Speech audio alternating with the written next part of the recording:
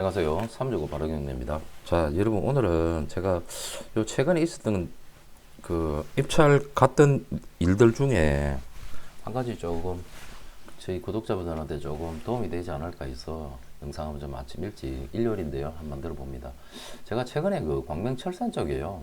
여기 그 재개발 12R 구역에 여기 그 분양권 취득하는 거 요거 손님 의뢰를 받아가지고 응찰을 갔었고, 여기 있는 상가는 입찰을 포기했습니다.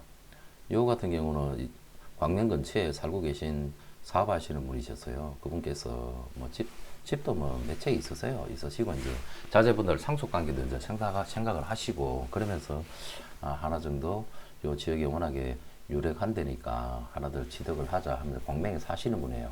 그래서 했는데 요 물건은 뭐 저희들은 폐차를 했습니다. 폐차를 하면서 이 겸사겸사 현장 조사를 제가 이 물건을 영상을 올리는 과정 속에서 제가 요즘 자영업자들 상황이 너무나 안 좋기 때문에요. 이 상가 같은 경우는 사실 그렇게 크게 비중 있게 안 봤어요. 뭐 봐도 제 눈에 들어오는 물건들이 잘 없더라고요. 근데 여기 같은 경우는 갑자기 눈에 딱 띄었어요. 그래가지고 어떤 건가 하고 딱 보니까 내용이 괜찮았거든요. 왜 그러냐면 이 철산역 주변에 여기가 중심 상가입니다. 여기 철산 노대거리거든요. 중심 상업 지역입니다. 그래서 경찰서 그 광명시청, 광명 뭐 지방 자그마하지만 법원도 있고 여기가 유흥상권이거든요. 그래서 여기 상가가 농을 보고 내가 여기 현장도 가야 되고, 그리고 사실 이걸 물건을 먼저 알았었죠. 먼저 알고 또 이 영상만 제작하고, 저도 제가 정말 제 눈에 이 물건이 딱 들어왔기 때문에 제가 약 한 15년 이상을 알고 지내는 제 손님이 있습니다. 그 손님한테 내가 이 상가를 이야기했어요. 이제 퇴직을 한 3년 정도 이제 앞두고 있기 때문에 공기업 다니시고 대기업 다니십니다. 사모님은 대기업 임원이시고 그래요. 그 과거 만났을 때마다 대기업 대리 과장 그랬습니다. 세월이 이래 빨라요. 그래서 제가 2, 3년 전에 지금 살고 계신 잠실 장미 아파트도 제가 경매로 취득을 해드렸고, 그리고 코로나 이전이고 하니까 그때가 2015년도 정도 되겠네요. 2015년도 그때에 하남 미사 이제 한참 땅 파고 있을 때, 그때 제가 하남 미사, 지금 현재 미사요, 그 바로 앞 대로변에 상가 조금 할인 분양하는 것도 있었고 1층 상가인데 거기가 위치가 너무 괜찮았어요. 직장인들 퇴근하고 지하철역에 나와서 집으로 가는 길목에 있는 대로변 횡단보도 앞이었습니다. 그래서 그 도면 들고 제가 이 상가 괜찮으니까 어느 정도의 또 할인도 하는 부분도 있고 좀 비싼 듯 해도 월세 받기에는 전혀 무리가 없을 겁니다. 이 상가를 분양을 좀 받아보세요 해서 그 상가 그때 분양받고 지금 현재까지 임차인 중간에 한 번 바뀌고 계속 아직 월세 밀리는 것 없이 꾸준히 월세 너무 잘 받고 있어요. 그래서 최근에도 이제 또 자주 보니까요. 집도 가깝고. 그래서 통화하고 식사하고 보다가 조금 이제 퇴직을 막 앞두고 있으니까 뭐 일반 뭐 공무원 연금이 아닌 일반 국민연금이다 보니까 퇴직에 대한 부분에 있어서 걱정들을 좀 많이 하시더라고요. 그래서 그러면은 괜찮은 상가가 너무 하나 내가 소개를 해드려야지라고 하는 찰나에 제가 이 물건을 봤어요. 보니까 사이즈는 적당히 있는 듯한 뭐 평가 금액이 16억이 3 떨어지고 11억 8천이었으니까요. 뭐 면적에 대비해서는 그렇게 큰 사이즈 그렇게 비싼 건 아니었어요. 제일 중요한 건 상가는 위치니까요. 이 실평수가 2층이지만 70한 4평 정도 되었고요. 이게 총 3개 호실이 나름대로 명땡땡이라는 유명한 프랜차이즈 운영을 하고 있더라고요. 요 코너자리 상가거든요. 2층 코너자리 74평입니다. 중심 상업지역 내에 있는 딱 먹자 메인통에 있어요. 그래서 제가 이거 괜찮은 물건인 것 같다. 제가 겸사겸사 현장도 가야 되고 또 이것 때문이라도 내 현장을 가서 내가 조사를 해볼 테니 자금을 조금 부족한 부분이 있으면 준비를 좀 해보시라. 요즘 금융대출도 옛날 같지는 않아도 최대한 좀 잘 알아보겠다고 하고 제가 현장을 갔었어요. 솔직히 4번 갔습니다. 4번. 점심시간 12시에 가보고 6시에 가보고 오후 3시에 가보고 새벽 1시에도 가봤어요. 그렇게 현장을 내가 4번을 가가지고 조사를 했는데 결국은 그랬습니다. 이 물건 응찰 포기합시다. 응찰 포기한 이유가 다른 거 아닙니다. 이거 뭐 받으신 분은 나름대로 계획이 있었으니까 21명이나 들어왔지 않습니까? 나름대로 위치도 괜찮았고 수익률도 약 한 8%가 나왔습니다. 10한 2, 3억 정도에 받으면. 근데 제가 생각했던 것보다는 사실 많이 높은 가격으로 받았어요. 그 정도 계산하고 입찰을 가려고 현장 조사를 4번 갔는데 포기한 이유가, 제가 예전에 저희 친구가 광명 근처에 사는 친구가 있어요. 고등학교 친구가. 그래서 여기서 모여가지고 밥 먹고 술 먹고 했거든요. 그래서 나름대로 상권이 너무나 괜찮다라고 제가 알고 있었던 상권인데, 요게 한 몇 년 사이에 코로나가 터지고 난 이후에요. 이 지역에 점심시간 12시에 제가 갔는데 평일날입니다. 넥타이 부대가 하나도 없어요. 진짜 거짓말 안 보태고 그래요. 그리고 1층의 식당들도 점심 장사들을 그렇게 하지를 않아요. 안 하는 데가 많더라고요. 그만큼 수요가 없으니까 점심 장사를 안 한다는 거거든요. 저녁에 가보니까 초저녁에는 번쩍번쩍 해요. 근데 여기도 11시가 되니까 이제는 길에 사람이 없어요. 그런다고 해서 술집이나 밥집에 사람이 있느냐? 그렇게 많지가 않아요. 그러면 결국은 점심 장사를 하지 않고 이 74평의 면적에 고깃집이니까요. 직원을 못 써도 4명 정도, 아니 4명, 6명은 써야 돼요. 사장이 같이 하더라도. 그렇다고 하면 이 임대료가 얼마였냐면 월세 700이 있었습니다.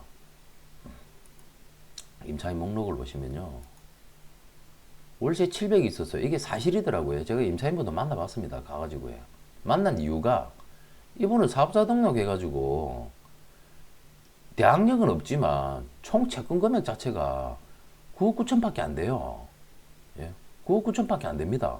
그러면은 이번에 분명히 낙찰이 될 건 뻔했고 12억 이상으로 분명히 낙찰은 되는데 보증금 1억이라는 부분이 있으니까 그냥 배당 요구만 했으면 보증금 1억을 다 돌려받는 거거든요. 근데 배당 요구를 안 했더라고요. 그래서 저는 제 나름대로 혼자 왜 배당 요구를 하지 않았을까? 바빠서 놓쳤나? 바빠도 놓칠 게 있지. 어찌 이런 부분을 놓쳤을까? 근데 또 한 가지를 더 생각이 있어요. 경매 청구권자의 이 건재당 금액 자체가 크지도 않기 때문에 이거 그냥 상환을 해버리든지 아니면 그냥 매매로 팔아버리고 그냥 정리를 할 수 있는 거고요. 이거 그냥 얼마든지 소유주 입장에서는 끌 수 있다라고 생각을 했었거든요. 그러니까 아마 임차인한테는 주인분께서 이거 경매 취하시킬 거니까 염려하지 마세요라고 안심을 시켰을 거다라는 그런 생각도 제가 혼자서 했었어요. 아니나 다를까 만나보니까 경매 취하시킨다는 이야기도 했었는데 그 이야기가 곧 사실이 아니었고요. 하도 많은 이 부동산 경매 컨설팅 하는 사람들 가가지고 이 사장이 가게에 들어가가지고 뭐 경매 나온 것 때문에 왔다 그러고 막 그러니까 일하던 종업원들 직원들도 떠나버리고 이 사장님이 너무 곤란을 겪고 있더라고요. 저 가니까 진짜 자기는 아무 말도 안 할 거니까 그냥 뭐 묻지도 말고 그냥 가래요. 근데 제가 나름대로 좀 차분차분 앉아가지고 물었어요. 사모님 이거 왜 배당 요구 안 했습니까? 저는 사실 그게 너무나 궁금하고 안타깝다고. 그러니까 이제 거기에 대한 내용을 이야기하더라고요. 다 각서를 하고요. 어떻든 여러분들도 현장 조사 가실 때 이런 데 그냥 막 들어가가지고 너무 장사하는 데 있잖아요. 막 들어가가지고 그런 거 진짜 실례입니다. 요즘 자영업자들 가뜩이나 힘든데 현장 조사를 가더라도 조심스럽게 이야기를 하고 해야 돼요. 하여튼 차설하고 이 뭐 수익률도 좋았고 다 좋았는데 이 물건을 포기한 이유가 점심 장사가 안 되는 거예요. 점심 장사가. 광명 철상역 로데오 그리고 주변이 관공서가 그래도 경찰서, 시청, 법원도 있는데 점심 장사가 어느 정도는 최소한 테이블 한 1회 테이블은 돌려줘야 되거든요. 그래야 되는데 점심 장사가 1층 상가들도 점심 장사들을 안 하는 데가 너무 많아요. 넥타이 부대도 안 나오고. 그리고 제가 좀 더 유심히 봤죠. 그런다고 해서 저녁 장사가 그렇게 늦게까지 되느냐? 그렇지도 않더라고요. 지금 밤 문화가 다 사라지고 있잖아요. 그래서 저녁에도 11시 넘으니까 거의 이제 사람들이 다 집에 가는 분위기가 없어요. 그럼 결국 저녁 장사만 해가지고 저 넓은 면적에 직원들 한 6명 이상의 인건비에 월세, 세금에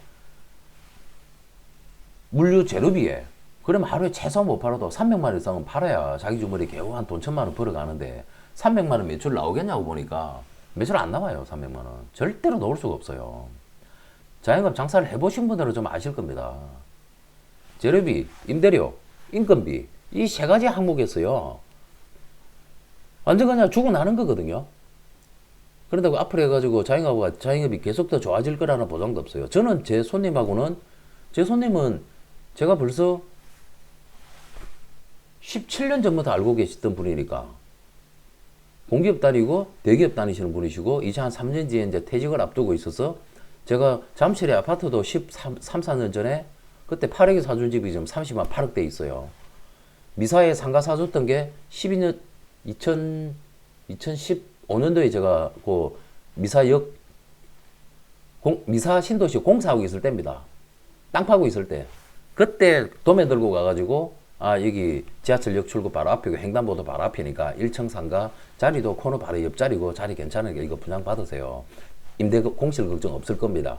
아니나 다를까 여지껏 중간에 세입자 한 번 바뀌고 공실 한 번 없이 월세 잘 나오고 있어요. 근데 그것만 가지고 퇴직 준비하기는 좀 부족하다라고 최근에 만났을 때 저한테 이야기를 하기에 그러면 이 물건을 한번 응찰을 준비해 봅시다. 제 나름대로 보니까 2층의 코너 자리에 나름대로의 전문 프랜차이즈 들어와 있고 그리고 제가 하는 이 철산역 상권 아주 괜찮다. 그래서 자금 준비를 시켰어요. 자금 스탠바이를 시키고 제가 이 현장을 4번을 조사를 갔다니까요. 근데 점진 장사가 안 되는 거예요. 저녁 장사만 해가지고 과연 임대료하고 맞춰 낼 수 있겠느냐? 제 판단에는 안 되겠다라고 판단이 들더라고요. 그래서 아이고 제가요 이거 4번을 가봤는데 입찰 포기합시다. 이거 괜히 뭐 12억이 됐든 13억이 됐든 낙찰 받았다고 월세 받으려고 하다가 어떻게 되든지 뭐 자영업하는 사람이 쟤는 안 밀리려고 노력하겠죠. 예? 재계약해서 어떻게 뭐 노력은 하시겠지만 그렇게 오래 버티지는 못하실 것 같고 다음 임차인이 어떻게 하든지 상권이 좋으니까 또 들어오긴 들어오겠죠. 들어오더라도 너무나 힘들게 월세 맞추는데 너무 힘들어 할 것 같아요. 규모가 크니까. 그래서 제가 포기시켰습니다. 하지 맙시다. 제가 뭐 한 번 잘못 안내해 줬다가 만약에 이게 진짜 공실이라도 몇 개월 발생해 보십시오. 이자 나가죠. 그 스트레스 감당 어떻게 할 건데요. 그래서 이거 하지 맙시다. 이거 아니라도 할 수 있는 게 많은데 뭐 하려고 하겠습니까? 그래서 이거는 제가 사실 입찰을 포기시켰던 물건입니다, 여러분. 여기서 그냥 한 가지만 말씀을 드리자면요. 이게 세계호실이었거든요. 201, 2, 3호였어요. 이게 201, 2, 3호 이렇게 되어 있으면 백채 구분 없이 하나로 되어 있으면 요거는 그래도 한 업종이기 때문에 대출이 됩니다. 되지만 이게 예를 들어서 201호 따로 202호 3호 따로 예를 들어서 여기서 204호가 하나 있다고 칩시다. 201, 2, 3호는 이번에 경매가 나오고 204호는 경매가 안 나온 다른 사람 물건이에요. 근데 201호부터 4호까지를 같이 쓰고 있어요. 그러면 이거 대출 안 됩니다, 여러분. 상가할 때 이런 부분 조심해야 됩니다. 상가 낙찰을 생각하시는 분은요. 201, 2, 3하고 주인은 한 사람이라 경매 나왔는데 4호까지 쓰고 있는데 4호는 주인이 틀리다 그러면 이 물건에 대해서 경락자금 대출 안 된다는 거 그거 잘 생각하십시오. 이거 정말 중요한 사실이에요. 입찰 전에 반드시 확인해야 되는 거고요. 제가 그래서 이 물건은 사실 입찰을 포기시켰습니다, 여러분. 제가 뭐 부동산 23년 했고 경매를 저거 16년, 17년 이상 하고 있는 사람인데 저는 이거를 계속 제 기존 고객들한테 계속 안내해드리고 그분들한테 어떤 게 또 필요한 부분들 이런 거 좀 찾아주세요. 이런 거 좀 해줘요. 그러면 예, 알겠습니다. 좀 기다려보세요. 제가 찾아서 내 눈에 들어온 거 있으면 해드릴게요. 제가 그렇게 일을 하고 있는 사람인데 한 번 잘못했다가는요. 그 사람하고 나하고 인정관계 끊어지지 않습니까? 저는 그런 실수 안 하려고 제 눈에 들어오지 않으면 저는 절대로 손님들한테 이거 응찰하십시오. 이거 해보세요. 라고 저는 기존 고객들한테 이야기 안 해요. 제가 이분한테 이 상가는 진짜 나름대로 물건은 괜찮은 물건이 있습니다. 근데 제 눈에 요금이 되고 요 2층 요 코너 자리고요. 74평이었습니다. 상업지 중심 상업지역이고요.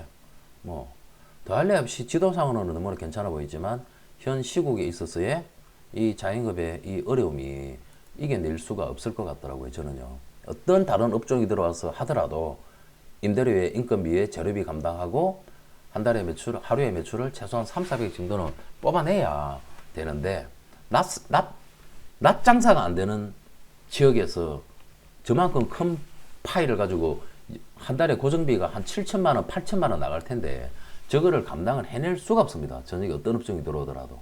뭐 새벽 4시, 5시까지 장사가 되면 상황이 다르겠지만 지금 대한민국이 새벽 4시, 5시까지 장사가 되는데 어디 있습니까? 한 군데도 없다니까요.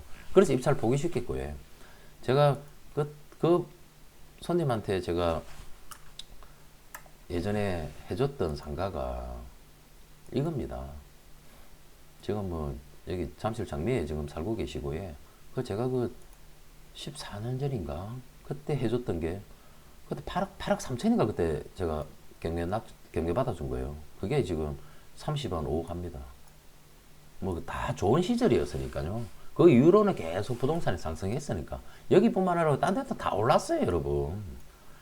뭐 사가지고 다 돈 벌었네 하지만 돈 안 버는 거 있습니까? 여지껏 그 전에 부동산에 하는 사람들 다 돈 벌었죠. 특별한 기술이 있어서 번 게 아니라니까요.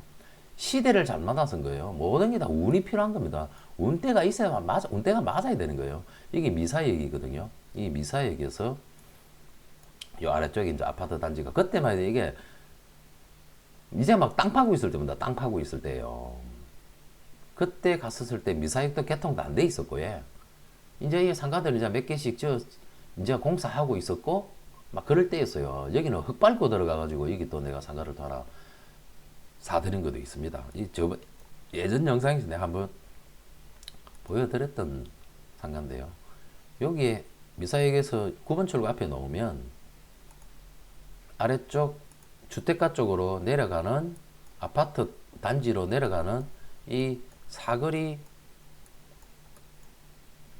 횡단보도 있죠. 사거리 횡단보도 여기가 미사역이거든요. 지금 이렇게 번쩍번쩍하죠. 그때 갔을 때만 해도 저 도면 들고 신도시 택지개발 도시개발 도면 보고 이게 해준 거라니까요. 제 눈에 딱 들어오더라고요. 이 상가는 역출구 대로변에서 나왔어. 뒤쪽은 다 먹자 상권이면서도 대로변은 대로변 라인대로에 지금 보다시피 은행도 2층으로 올라가 있죠. 1층 두고 2층으로 올라가 있고 지금 로드뷰 자체가 완전히 아이고 가려버리네. 업종이 또 변경된 것도 있을 거예요. 저기 보면 지금 요 총광대 수산이라고 있죠. 요 자리입니다. 요 상가예요. 이 한 칸입니다. 한 칸. 이 한 칸을 분양 받으세요. 월세 걱정은 없을 겁니다. 요거 하고 옆에 옆에 있는 KT 있죠. 이건 두 칸입니다.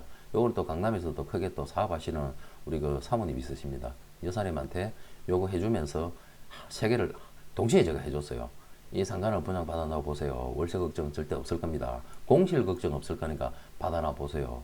그렇게 해서 해줬던 게 이게 벌써 2015년도가 그럴 때입니다. 예, 2015, 예, 맞죠. 2015년도 딱 10년 됐네요. 그때 여기 있는 수산 자리 있는, 축산이 있는 요 자리에 한 칸, 그리고 옆에 있는 두 칸 해서 총 세 칸을 제가 한 분 해서 이거를 분양을 받으세요. 이거 역출구 앞이고 버스 정류장도 원래는 버스 정류장이 요 앞에 있었습니다. 요 앞에 있었는데 지하철로 공사하면서 지하철 가까운 데로 옮겨갔죠. 옮겨갔지만 여기가 주민들이 퇴근하면서 출근하면서 항상 움직이는 공간이라고요. 그래서 여기에 이 상가를 제가 해줬고 이분들이 너무나 또 뭐 저한테 항상 고맙게 생각하고 또 저한테도 너무나 또 잘 해주십니다. 그래서 지금도 뭐 자주 만나고 이런 저는 이상하게 사업하시는 분이 많아요. 아니면 뭐 이제는 뭐 다 대기업 다니고 했던 분들이 이제는 다 이제 임원되고 퇴직을 이제 뭐 한 3, 4년 앞두고 있는 그런 분들이십니다. 제가 참고로 나이가 올해 51살입니다. 제가 서울 온 지가 지금 2001년도 서울 왔으니까요. 이 미사에 나름대로 앞으로의 전망성을 보고 택지개발지구에 주거 밀집도 하고 상가들도 사실 상당히 많아요. 미사도요. 많지만 그 중에서 목 좋은 지역 내가 봤을 때 제가 부동산을 이렇게 해오면서 봐왔던 상가들 중에 공실 없이 잘 월세 받는데 전혀 무리가 없다. 그렇게 판단이 되어서 제가 해줬던 이런 물건입니다. 제가 이 물건은 입찰을 포기를 시켰어요. 이유가 월세 받는 데 있어서 그냥 자리만 좋다 그래서 무작정 장사가 손님이 볼 때는 일반 사람이 보기에는 사람 좀 많으면은 버글버글 하면은 장사가 잘 되는 것 같죠. 막상 장사해 보세요. 그렇지가 않아요. 점심 장사도 어느 정도는 분명히 받쳐줘야 되고, 예. 저녁에도 테이블 회전이 충분히 되어줘야 되고, 예. 재료비, 임대료, 임금 이거 장난 아닙니다. 그런 부분을 다 감안해서 봤었을 때 과연 임차인이 들어왔을 때 안정적으로 그래도 저 세입자분도 고정비가 한 달에 7, 8천만 원씩 나가는데 자기도 한 달에 뭐 2, 3천 원 벌어야 될 거 아닙니까? 그 정도 벌어갈 수 있을지 없을지에 대한 그런 판단을 하고 여러분 상가를 선택을 하셔야 됩니다. 제가 오늘 일요일 아침인데 문득 일어나서 그래 뭐 매일 그냥 동일한 물건을 계속 이렇게 영상을 올려주는 것보다 이러한 또 최근에 있었던 내용들을 이야기해 주는 것도 참 나쁘지 않겠다 싶어서 제가 이 영상은 제가 여러분 한번 제작해서 한번 올려드리는 겁니다. 그러니까 좀 참고하시고, 예. 아무쪼록 좀 좋은 주말 되시고, 예. 영상이 뭐 도움되시면 제 영상은 여러분 진짜 농담이 아니고 구독해 놓으세요. 해 놓으시면 여러분들 재산 지키는 데는 정말 많은 도움이 될 겁니다. 저는 제 눈에 들어오지 않으면 저는 일을 하지를 않고, 예. 그리고 돈을 버는 것도 중요하지만 지키는 게 더 중요한 겁니다. 부동산은요, 작은 거 해서 5건, 10건 잘했다가 나중에 좀 큼직한 거 하나 잘못하잖아요. 그러면 그냥 끝난 거예요, 그냥. 그런 생각을 저는 가지고 있는 사람이기 때문에 항상 돌다리도 또 두드리고 조심조심 하셔야 되는 게 부동산입니다, 여러분. 자, 아무쪼록 뭐 잘 벌도록도 저는 해드리고, 예. 여러분들 재산 지키는 데 있어서도 저는 분명히 잘 합니다. 잘 해드립니다. 그러니까 그런 부분 그냥 좀 아시고, 예. 영상 구독해 놓으시고 아무쪼록 즐거운 좋은 오후 되시기를 바랍니다. 자, 이 영상 여기까지 할게요. 감사합니다.